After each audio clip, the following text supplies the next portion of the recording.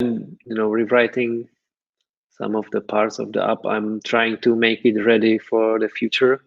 The iOS app is currently supporting iOS 12, uh, but yeah, I want to make it ready like for the Swift UI. So I'm like when I'm designing the APIs, the interfaces of the classes and stuff, I'm kind of thinking how would I use it if I would be having Swift UI, or right now they appear like async await, features.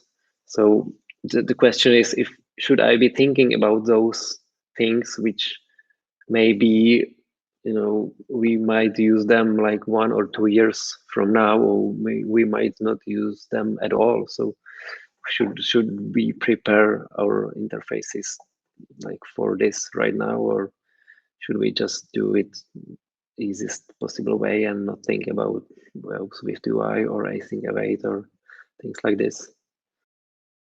This will depend on the lifetime of the application, right? How long you think the application will exist for and will be maintained.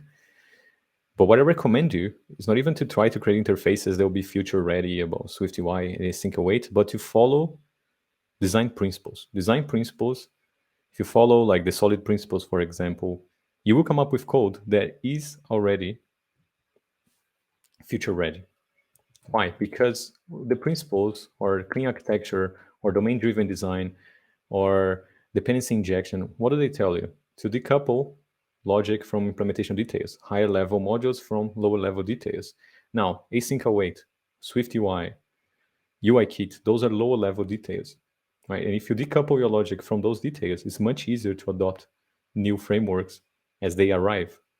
So if you follow those principles, you follow solid, you follow domain driven design, dependency injection patterns, your code will be more future ready, right? For example, uh, if you're using Combine, for example. But if you're using Combine everywhere, it will be hard to migrate to async await because you need to change everything. But if you say, no, I'm going to use Combine only in the composition layer, then when you want to use async await, you just change the composition layer. You don't need to change the business logic. But if you're exposing publishers and things like that, like RX Swift or Combine, into your higher level modules, then it's going to be much harder to adopt new technologies in the future. So following good design principles and practices will help you create more future ready code.